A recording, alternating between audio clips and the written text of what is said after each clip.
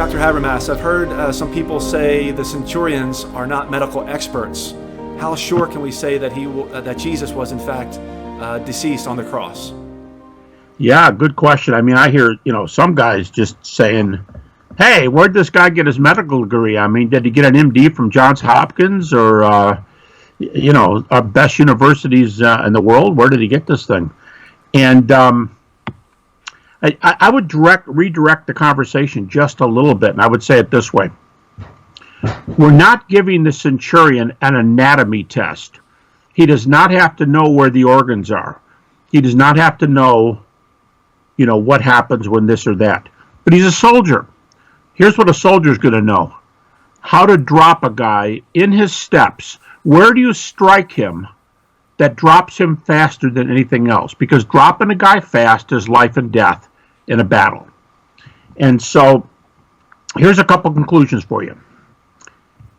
The leading view, it's not the only view, but the leading view of medical doctors is that death by asphyxiation is the major cause of crucifixion. If you hang the body, a live body, in a down position, actually in German experiments, World War II era, men who were simply tied to 2x4s, no nails, tied to 2x4s, lost consciousness in a maximum of 12 minutes. Just hang them there, 12 minutes. In fact, there's some famous paintings of German soldiers watching a form of torture where people they wanted to mistreat, they would hang them from a 2x4, right? Like in a barracks or something. And they have to stay there for hours. You go, 12 minutes? Yeah. But Jesus was on the cross for 6 hours, wasn't he? From something like 9 to 3? Yeah. But they would hang on the cross for days, right? Yeah. What's the problem here? Well, because if you nail feet, which they didn't do in the experiments, if you nail feet, you go, what about tying it? Well, almost every reference to what they did mentions nails, not tying.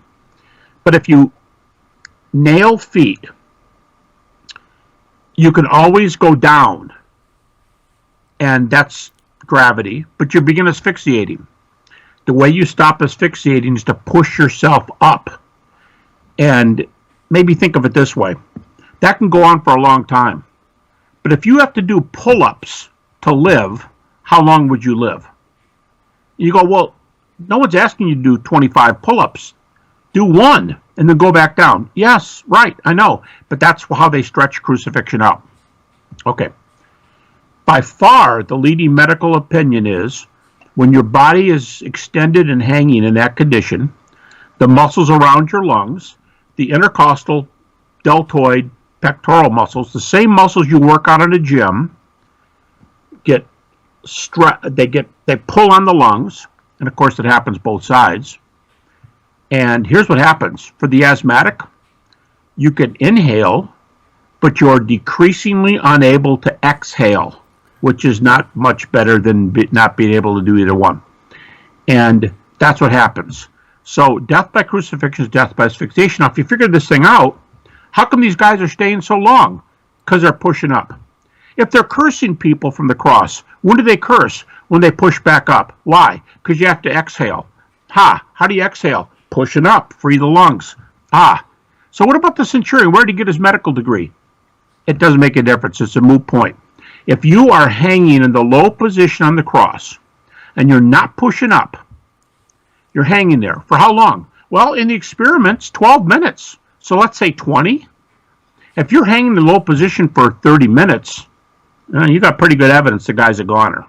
And he's not twitching, he's not screaming, he's not crying from muscle pain and from nerves, because you can't move. You can't move your body.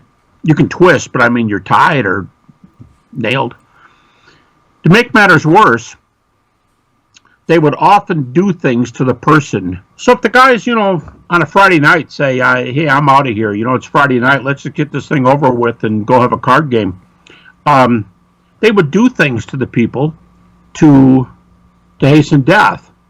And the kind of things they would do, there are several 2 to 3 now skeletons of people who were crucified. Now, one, Johanan, found outside Jericho, actually had a hole through his sideways through his heel bones.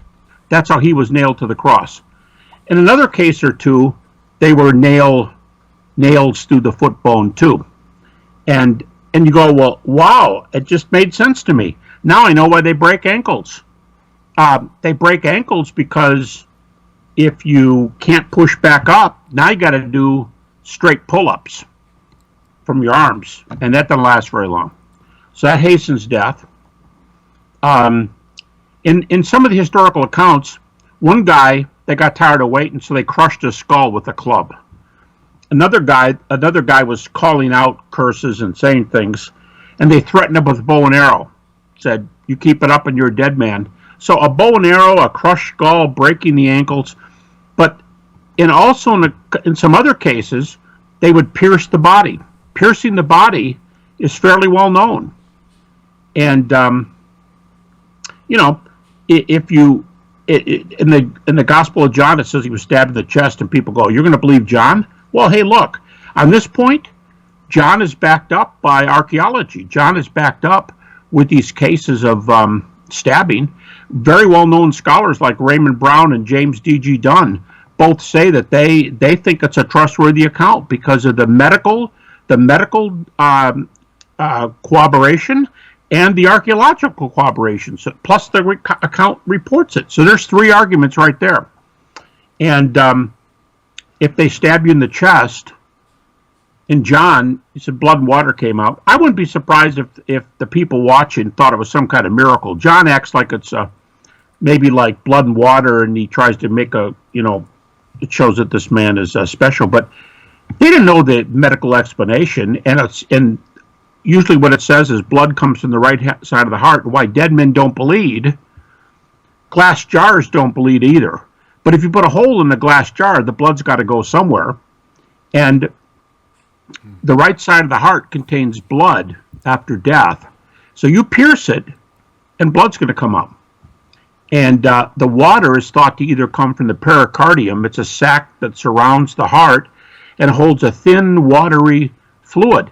But it could also be due to what's called pleural effusion. And when you've been beaten real severely, the lungs often collapse from liquid that builds up inside the pleural sac. It crushes the lungs shut.